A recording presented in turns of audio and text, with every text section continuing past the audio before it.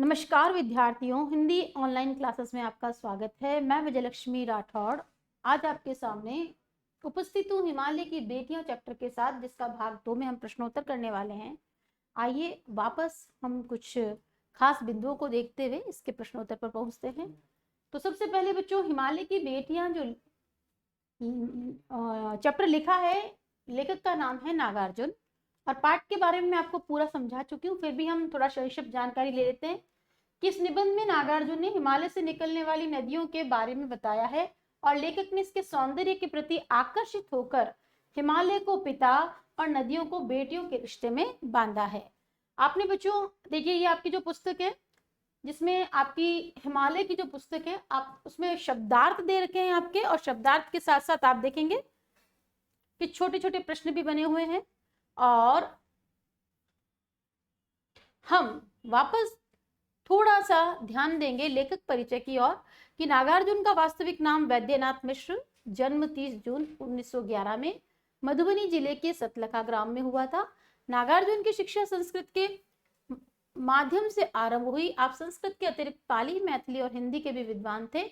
नागार्जुन घुमक्कड़ स्वभाव के थे। नागार्जुन स्वभाव से सरल, निरभिमानी और हंसमुख व्यक्ति थे। आर्थिक स्वभाव, यहाँ पे स्वभाव की जगह बच्चों अभाव होना चाहिए, इसको आप अभाव करेंगे।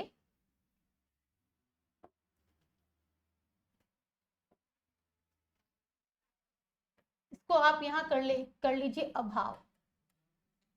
दुबले पतले और सांस के रोगी होने पर भी नागार्जुन सामान्य बातचीत से उसकी विद्वता का अनुमान लगाना संभव नहीं था। नागार्जुन ने कवि, उपन्यास और अनुवादक के रूप में आर्थिक स्थिति की दृष्टि से उनका जीवन निम्न मध्यम वर्गीय रहा है। निम्न मध्यम वर्गीय। इनके ग्रामीण जीवन की साक्षी इनकी अनेक कविताएं हैं। अवस्था में 5 नवंबर 1988 को पंच तत्वों में विलीन हो गए। युगधारा, सतरंगे पंखों वाली, भूल जाओ, पुराने सपने, रतिनाथ की चाची, पुरानी जूतियों का कोरस इत्यादि इनकी प्रमुख रचनाएं हैं। बच्चों बात करेंगे अभ्यास प्रश्नों की। बढ़ते हैं आगे अभ्यास प्रश्नों की ओर, और आप और हम करेंगे इसके प्रश्न उत्तर। देखेंगे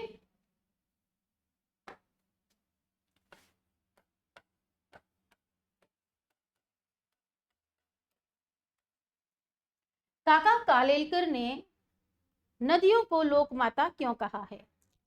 नागार्जुन के द्वारा लिखित इस निबंध में बच्चों हमने हिमालय से निकलने वाली नदियों के बारे में पढ़ा, जिसमें हमने ये देखा कि वहां काका कालेलकर ने भी नदियों को क्या कहा है?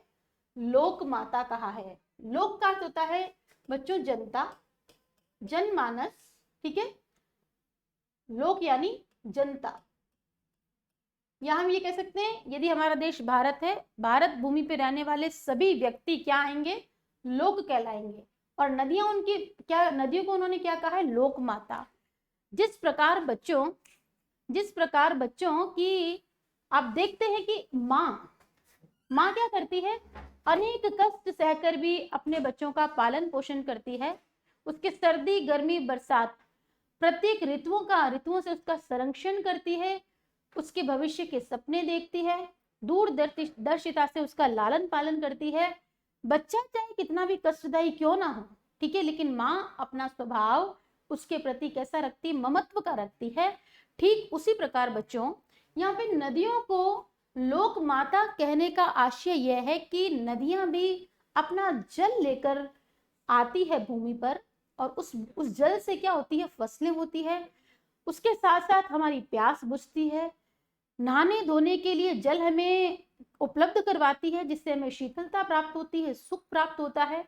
तो जिस तरह से जीवन में माँ सुखदायी होती है, नदियां भी अपने परोपकार के द्वारा बहकर अपना जल लाकर हमें जीवन दान देती है। इसलिए काका कालेलकर ने बच्चों इनको क्या कहा है? लोक माता कहा है। हिमालय की यात्रा में लेखक ने किन किन की प्रशंसा की है? बच्चों ध्यान देंगे कि हिमालय की यात्रा में लेखक ने उस मार्ग में आने वाले जितने भी बड़े बड़े पहाड़ हैं, ठीक है, वहां आने वाली घाटियां हैं, वहां आने वाले दर्रे हैं, दर्रे के अतिरिक्त वहां की वनस्पतियां हैं, उस हिमालय के क्षेत्र में जिस प्रकार के पेड़ मिलते हैं, ठीक है, उसके अतिरिक्त वहां की जैसे वनस्पति में आप देख सकते हैं वहां के जो फल फूल हैं, उनका वर्णन लेखक ने बड़ी प्रशंसा के साथ किया है।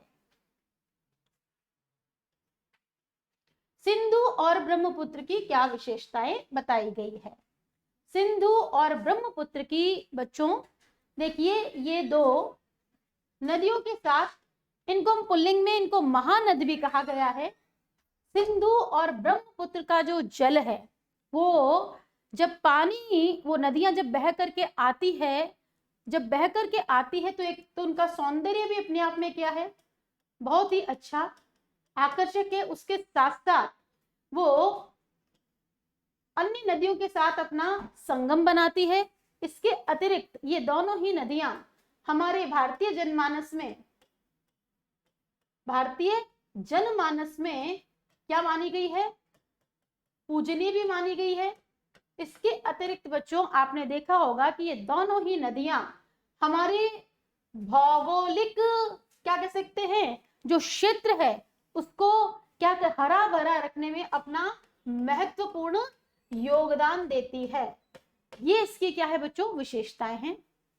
देखेंगे प्रश्न संख्या 4 कि नदियों को मां मानने की परंपरा। मां हमारे यहाँ काफी पुरानी है। लेखक नागार्जुन उन्हें किन रूपों में देखते हैं? देखिए, काका कालेलकर ने भी लोकमाता कहा है और नदियों को मां मानने की जो परंपरा है हमारे यहाँ पर काफी पुरानी है, यानी उसको बड़ा ही सम्माननीय दृष्टि से देखा जाता है, सम्माननीय दृष्टि से देखा जाता है। अब बात करेंगे कि लेखक नागार्जुन का क्या विचार है। वो कहते हैं हमें इन नदियों को बहन के रूप में भी देख लेना चाहिए, प्रेयसी के रूप में भी देख लेना चाहिए, यानी सुंदर नायिका के रूप में जो अपने प्रियतम से प्रेम करती है। तो लेखक का जो दृष्टिकोण है, या लेखक इनको बहन और प्रेयसी भी कहते हैं। और एक स्थान पर लेखक ने कहा है, कभी कभी तो मुझे ये कैसी लगती है, मामी और मौसी जैसी, अर्थात कई बार ऐसा लगता है कि इनकी गोदी में बैठकर जब हम स्नान करते हैं तो ये मुझे मामी मौसी जैसी भी लगती है। नेक्स्ट क्वेश्चन देखेंगे कि ये लेख 1947 में लिखा गया था, तब से हिमालय से निकलने वाली नदियों में क्या क्या बदलाव आए हैं। देखिए बच्चों, 1947 का समय वह समय है जब भारत आजाद हुआ था, यानी आज काफी साल हो चुके हैं। वर्तमान समय में यहाँ लेखक कहते हैं कि इन नदियों में तब से, यानी वर्तमान समय में निकलने वाली नदियों में क्या क्या बदलाव आ गए हैं। वर्तमान समय में आप बच्चों देख रहे हैं कि पर्यावरण प्रदूषण की बहुत सारी बातें आपके और हमारे सामने देखने को मिलती है। हम समाचार पत्रों में पढ़ते हैं कि ये नदियां अपने उस प्राकृतिक स्वरूप से अब थोड़ी भिन्न हो गई है। आपने सुना होगा दिल्ली की यमुना नदी की गंदगी के बारे में, गंगा नदी की गंदगी के बारे में। जैसे जैसे जनसंख्या बढ़ती चली जा रही है, ठीक है, उसके साथ साथ आवागमन के साधन बेशक बहुत अच्छे होते जा रहे हैं, तो भी लोगों का अभी नदियों के प्रति जो एक नैतिक दायित्व है वो कम होता जा रहा है। वर्तमान जनसंख्या बड़ी स्वार्थी है, इसलिए वो क्या कर रही है, नदियों के आसपास वहां क्या कर रही है, प्रदूषण फैला रही है। तो यहाँ पर आज वर्तमान समय में बहुत बड़ी चिंता का विषय है प्रदूषण, और हमारी नदियां कैसी हो रही है, प्रदूषित हो रही है। इनका जो प्राकृतिक स्वरूप था, इनका सौंदर्य था, इनकी जो पवित्रता थी, इनकी जो स्वच्छता थी, धीरे धीरे क्षीण होती जा रही है। अपने संस्कृत शिक्षक से पूछिए कि कालिदास ने हिमालय को देवात्मा क्यों कहा है। देखिए, कालिदास संस्कृत काव्य के एक उच्च कोटि के विद्वान और क्या है बच्चों, कवि हैं, जिनकी एक रचना है मेघदूत, और उसके अतिरिक्त उन्होंने हिमालय को क्या कहा है, देवात्मा कहा है। हिमालय वह पावन भूमि है जहां हमारे ऋषि मुनि बैठकर क्या करते थे बच्चों, तपस्या करते थे। और तपस्या जब करते थे तो वहां पर मंत्रों का उच्चारण होता रहता था। हमारे आदि देव, जिनका भी महीना चल रहा है सावन, शिव शंकर भोलेनाथ का भी निवास स्थान क्या माना गया है, कैलाश माना गया है, जो कि क्या है, हिमालय पर ही स्थित है। इसलिए हम कह सकते हैं कि हिमालय को देवात्मा कहा गया है। नेक्स्ट क्वेश्चन देखेंगे हम। नदियों और हिमालय पर अनेक कवियों ने कविताएं लिखी है। उन कविताओं का चयन करके उनकी तुलना पाठ में निहित नदियों से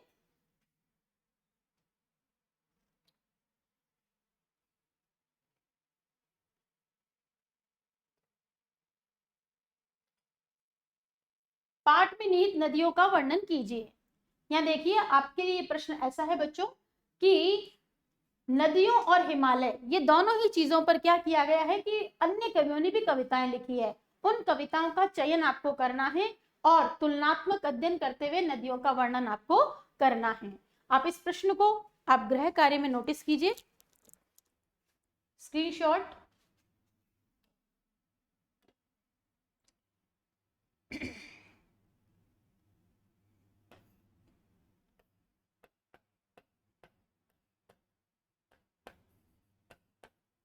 नेक्स्ट, गोपाल सिंह नेपाली की कविता हिमालय और हम, रामधारी सिंह दिनकर की कविता हिमालय और जयशंकर प्रसाद की कविता हिमालय के आंगन में पढ़िए और तुलना कीजिए। ये दोनों ही प्रश्न बच्चों आपको स्वयं करने हैं। आपके पास मोबाइल, इंटरनेट, ये सारी चीजें अवेलेबल हैं। समय की सीमा को ध्यान रखते हुए हम सारी कविताएं आपको इस कक्षा में नहीं पढ़ा सकते, तो ये दोनों ही प्रश्न आपके गृह कार्य के लिए है। आगे देखेंगे।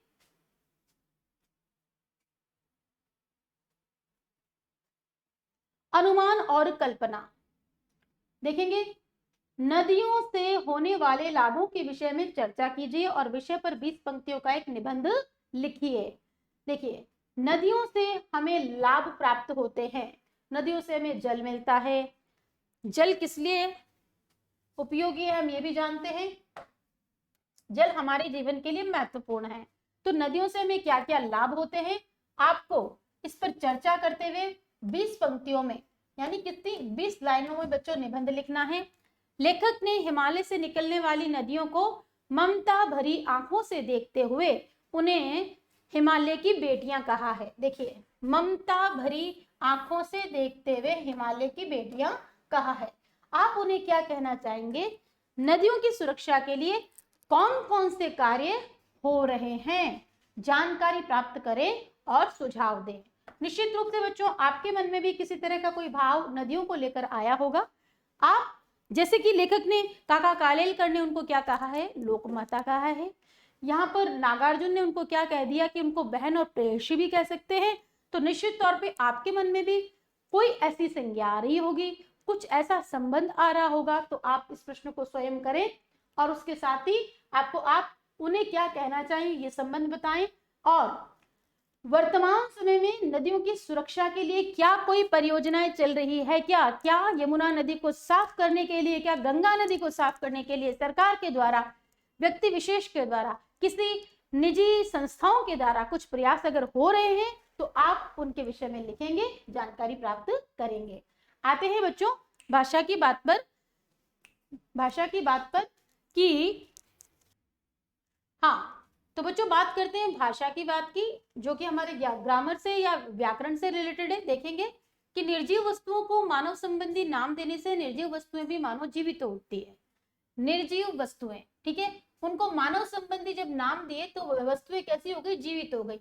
लेखक ने इस पाठ में कई स्थानों पर ऐसे प्रयोग किए हैं, जैसे कम अपन देखेंगे, परंतु इस बार जब मैं हिमालय के कंधे पर चढ़ा तो वे कुछ और रूपों में सामने थी। ये किस लिए कहा गया? किसके लिए कहा गया? नदियों के लिए कहा गया है कि इस बार जब हिमालय के कंधे पर चढ़ा। देखो, हिमालय तो बच्चों क्या है? निर्जीव वस्तु है।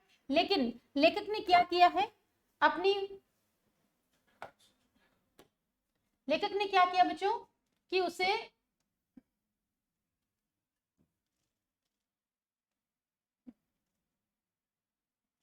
हाँ, तो हम देखते हैं कि लेखक ने क्या किया।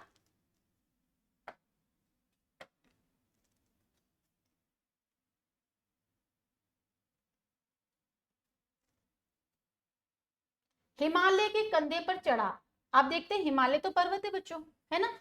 अब हिमालय पर्वत पर लेखक इसके कंधे पे कैसे चढ़ सकते हैं? लेकिन लेखक ने क्या किया कि जब इसकी ऊंचाइयों पर जब चढ़े तो इस निर्जीव हिमालय को उन्होंने क्या बना दिया? सजीव बना दिया। ठीक है। वैसे आप देखोगे तो कंधा तो किसका होता है बच्चों, इंसान का कंधा होता है ना। तो यहाँ पे लेखक ने क्या किया है कि निर्जीव वस्तुओं को मानव संबंधी नाम देने से निर्जीव वस्तुओं को भी जीवित हो उठती है। लेखक ने इस पाठ में कई स्थानों पर ऐसे प्रयोग किए हैं। पहला प्रयोग कि जब मैं हिमालय के कंधे पर चढ़ा तब वे कुछ और रूप में सामने थी, कौन, नदियां। दूसरे में देखो लेखक ने क्या लिखा है, काका कालेलकर ने नदियों को लोक माता कहा है, ठीक है। लोक माता हम किसी देवी को कहते हैं, ठीक है। और लेखक ने किसको कह दिया है, नदी को कह दिया काका कालेलकर ने। तो हम देखते हैं कि हिमालय के कंधे पे चढ़ने की बात, उसके साथ साथ हम देखते हैं देवी लोक माता कहने की बात। तो यहाँ पे क्या है, निर्जीव को क्या मिल गई है बच्चों, सजीवता मिल गई है। तो अपन बात करेंगे कि इस प्रश्न में क्या कहा जा रहा है कि पाठ से इसी तरह के और उदाहरण ढूंढिए। तो आपको बच्चों क्या करना है, इस पाठ से इस तरह के और उदाहरण ढूंढने हैं। जैसे मैं आपको एग्जाम्पल के तौर पे एक उदाहरण बताऊंगी और फिर आप इसे करेंगे। जैसे कहा गया है, समुद्र को यहाँ कह दिया, क्या कहा है, ससुर कहा है ना, कि समुद्र को क्या कह दिया है, ससुर कह दिया। क्यों कह दिया कि ये हिमालय तो क्या है, पिता है, हिमालय तो क्या है, पिता है। और नदियां क्या है बच्चों, बेटियां हैं। और ये बह करके जाती कहाँ है, किसके घर जाती है, समुद्र के घर जाती है। तो यहाँ पे उन्होंने समुद्र को, देखो हिमालय तो क्या हो गया बच्चों, ससुर हो गया है, नदियां क्या हो गई है, बेटियां हो गई है। नदियां जो है क्या बन गई है, बेटियां बन गई है। और ससुर किसको कह दिया है, इस गहराते नीले पानी को उन्होंने क्या माना है, समुद्र को एक तरह से किसकी संज्ञा दी गई है,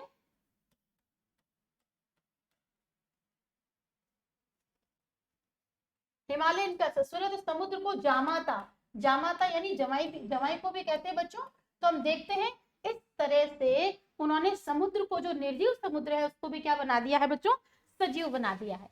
आगे बात करेंगे। तो आपको भी इस तरह के और उदाहरण अपने गृह कार्य में करने हैं, ठीक है। इसी के साथ हम देखेंगे क्वेश्चन नंबर 2। अपनी बात कहते हुए लेखक ने अनेक समानताएं प्रस्तुत की है। समानता यानी दो बातों में एक जैसी बात होना। अब आप देखेंगे ऐसी तुलना से अर्थ अधिक स्पष्ट और सुंदर बन जाता है। जब हम ऐसी किसी दो चीजों में तुलना करते हैं तो अर्थ क्या होता है, और अधिक और सुंदर बन जाता है। उदाहरण के तौर पर देखेंगे कि संभ्रांत महिला की भांति वे प्रतीत होती थी। संभ्रांत का अर्थ होता है अच्छे परिवार, अच्छे वर्ग से वर्ग की महिलाएं होना, ठीक है। तो यहाँ पे देखेंगे कि संभ्रांत महिला की भांति वे प्रतीत होती थी। तो नदियों को किसके किसकी तुलना दी है, संभ्रांत महिलाओं की। माँ और दादी, मौसी और मामी की गोद की तरह उनकी धारा में डुबकी लगाया करता था। माँ और दादी, मौसी, मामी की गोद की तरह, ठीक है, समानता आ रही है, उनकी धारा में डुबकी लगाया करता था, ठीक है। जैसे कि माँ, दादी, मौसी, मामी की गोद होती है, वैसे ही नदियों की गोद की भी बात यहाँ की गई है बच्चों। तो देखेंगे कि अन्य पाठों से यहाँ पर इस पाठ के अतिरिक्त आपको ऐसे 5 तुलनात्मक प्रयोग निकालकर कक्षा में क्या है सुनाना है, और सुंदर प्रयोग को बच्चों कॉपी में लिखना है। मैं आपको इसका एक उदाहरण बताती हूँ, ठीक है। आपने इससे पूर्व में दादी माँ पाठ पढ़ा था, ठीक है। अब दादी माँ पाठ के लिए लेखक ने अपनी दादी के लिए क्या बोला बच्चों, उन्होंने क्या कहा कि दादी माँ मुझे कैसी शाप भ्रष्ट देवी सी लगी। उस समय दादी माँ मुझे शाप भ्रष्ट देवी सी लगी। तो यहाँ पे देखिए वो कोई देवी नहीं है, लेकिन देवी सी लगी, ये उनको समानता बताने के लिए कहा गया है। तो ये उदाहरण मैंने आपको एक बताया, आपको अन्य 4 उदाहरण गृह कार्य में करने हैं और आप उसे क्या करेंगे, अन्य पाठ से ले सकते हैं। इस प्रकार आपका ये प्रश्न भी हो गया। देखेंगे समय के साथ भाषा बदलती है और शब्द बदलते हैं और उनके रूप भी बदलते हैं। तो बच्चों आप देखेंगे कि जैसे बेतवा नदी का दूसरा रूप वेत्रवती है, वेत्रवती है, नीचे दिए गए शब्दों में से ढूंढकर इन नामों के अन्य रूप लिखिए। आपके सामने रोपड़, चिनाब, बनारस, झेलम, अजमेर, सतलुज, ठीक है, 1 2 3 4 5 6 इनके क्या है पूर्व पहले के नाम दे रखे हैं। रूपपुर, बिपाशा, वाराणसी, सतद्रुम, वाराणसी, अजय मेरू, विविधता। आपको क्या करने हैं, इन प्राचीन नामों से जो वर्तमान में बदल गए हैं उनको इससे क्या करने हैं, मैच करना है बच्चों, ठीक है, मिलान करना है। तो आप देखेंगे कि यहाँ देखेंगे इन नामों के अन्य रूप लिखिए। हाँ, तो बच्चों देखेंगे हम कि यहाँ पर रोपड़ नदी की जो बात हो रही है तो रोपड़ के लिए शब्द आएगा आपका रूपपुर, ठीक है, ये 1 नंबर के लिए अपन यहाँ लिख देंगे। दूसरा देखेंगे कि जो चिनाब नदी है तो चिनाब नदी का क्या नाम आएगा, जो पुराना नाम है हम देखेंगे बिपाशा, ठीक है। बनारस को क्या कहा जाता है, तीसरा नंबर हम देखेंगे वाराणसी, ठीक है। इसके साथ ही झेलम के लिए क्या आया है, वितस्ता, बात करेंगे झेलम के लिए वितस्ता, तो झेलम का नंबर 4 है तो हम यहाँ लिख देंगे 4। इसके साथ ही हम बात करेंगे बच्चों अजमेर, तो अजमेर के लिए हम देखेंगे 5वां नंबर अजय मेरू शब्द है। और यहाँ देखेंगे आप सतलुज, तो सतलुज के लिए देखेंगे 6ठा नंबर शतद्रुम। तो हम देख सकते हैं कि समय के साथ भाषा बदलती है, शब्द बदलते हैं, उसके रूप बदलते हैं। जैसे कि बेतवा नदी के नाम का दूसरा रूप क्या है बच्चों, वित्रवती है, ठीक है। तो नीचे दिए गए शब्दों में से ढूंढकर इन नामों के अन्य रूप लिखेंगे। पुनः समझाऊंगी, रोपड़ के लिए क्या आया है, रूपपुर, चिनाब के लिए क्या आया है, विपाशा, बनारस को बच्चों क्या कहते हैं, वाराणसी, झेलम की बात अगर आती है तो कहा जाएगा वितस्ता, अजमेर शहर को कहा जाता है पुराने उस भाषा में अजय मेरू, और सतलुज के लिए आता है बच्चों शतद्रुम। नेक्स्ट क्वेश्चन देखेंगे हम,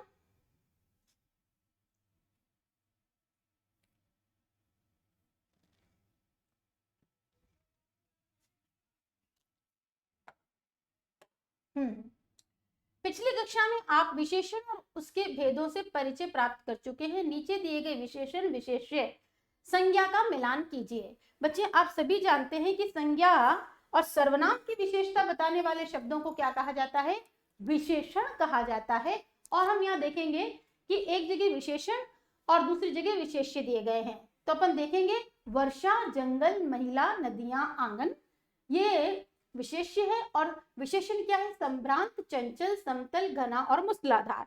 अब बात करते हैं हम कि किस प्रकार, आपके सामने देखेंगे कि संभ्रांत शब्द किसके लिए आया था, ठीक है, अच्छे घरों की, अच्छे वर्ग की। तो आंगन नहीं हो सकता, नदियां नहीं हो सकता, जंगल नहीं हो सकता, वर्षा नहीं हो सकता। तो अपन बात करेंगे संभ्रांत जो है इसको हम भेदों से परिचय प्राप्त करके मिलान करना है। तो हम किससे मिलाएंगे, संभ्रांत महिलाएं, नदियों को संज्ञा दी गई थी कि वो संभ्रांत महिलाओं जैसी लगती है। चंचल, वर्षा चंचल होती है क्या, नहीं होती। जंगल चंचल नहीं हो सकता, आंगन चंचल नहीं हो सकता, तो बात करेंगे नदियां चंचल है। समतल, समतल तो आंगन हो सकता है, मूसलाधार वर्षा हो सकती है, और जंगल घना हो सकता है। तो ये बच्चों हमारे विशेषण को हमने विशेष्य के साथ क्या कर दिया है, मैच कर दिया है। आगे देखेंगे, उनके ख्याल में शायद ही ये बात आ सके कि बूढ़े हिमालय की गोद में बच्चियां बनकर ये कैसे करती है। उपयुक्त पंक्ति में ही के प्रयोग की ओर ध्यान दीजिए। देखें यहाँ पे जो ही आया है बच्चों, ही वाला वाक्य नकारात्मक अर्थ दे रहा है, अर्थात नेगेटिव सेंटेंस को रिप्रेजेंट कर रहा है। इसलिए ही वाले वाक्य में कही गई बात को हम ऐसे भी कह सकते हैं, जैसे उनके ख्याल में शायद ये बात ना आ सके। देखो यहाँ पे क्या कह दिया, उनके ख्याल में शायद यह बात ना आ सके, ठीक है। यहाँ पे क्या कहा गया था कि उनके ख्याल में शायद ही यह बात आ सके। तो यहाँ पे जो ही है वो कहीं ना कहीं नकारात्मक अर्थ क्या दे रहा है कि उनके ख्याल में शायद ये बात ना आ सके। इस प्रकार के नकारात्मक प्रश्नवाचक वाक्य कई बार नहीं के अर्थ में इस्तेमाल नहीं होते हैं। और देखिए आपको उदाहरण दे रखा है, महात्मा गांधी को कौन नहीं जानता। ठीक है, दोनों प्रकार के वाक्यों में के समान तीन तीन उदाहरण सोचिए और इस दृष्टि से उसका विश्लेषण कीजिए।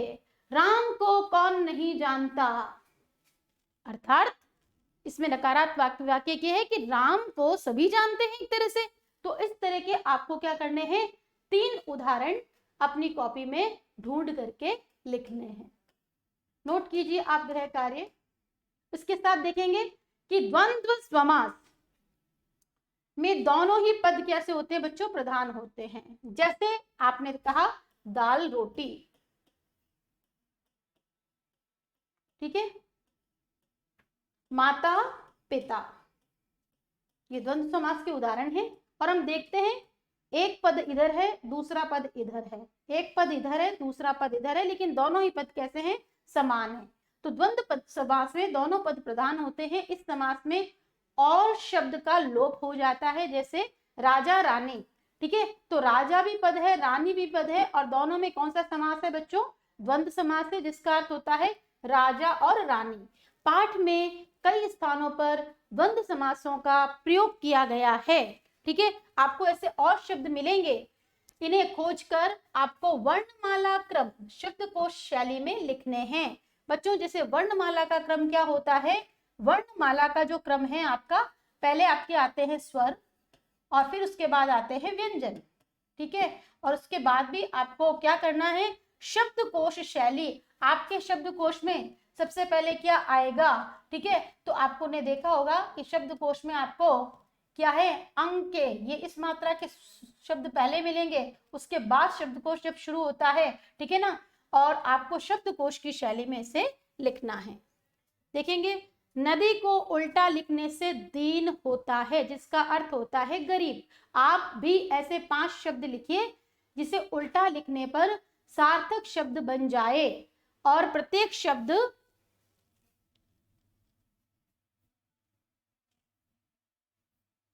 कुछ नहीं आगे,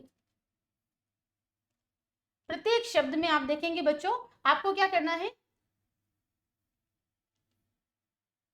ऐसे नदी को उल्टा करने पर देखो दीन हुआ, ठीक है, और देखो नदी, जब इसको उल्टा लिखा, उल्टा लिख दिया तो क्या हो गया, दीन लिखा।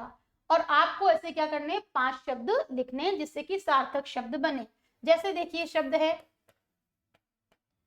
राधा, तो आपके सामने मैं उल्टा लिखूं उसको तो बन जाएगा धारा। ठीक है, मैं लिखती हूं जग, जग का मतलब एक पात्र है। अब इसका उल्टा अगर लिखूं तो क्या हो जाएगा, गज। गज एक मात्रक है, 1 गज 2 गज, और गज का अर्थ हाथी भी होता है बच्चों। इस प्रकार मैंने आपको 2 उदाहरण बताए, आपको 3 उदाहरण अपने गृह कार्य में स्वयं करने हैं। इसी के साथ हमारा ये चैप्टर, इसके प्रश्नोत्तर समाप्त होते हैं बच्चों। आप भी साथ साथ में कार्य करते चले जाइए, इन प्रश्नों के उत्तर याद करते चले जाइए। इसी के साथ धन्यवाद, हम अपनी नेक्स्ट कक्षा में फिर मिलेंगे।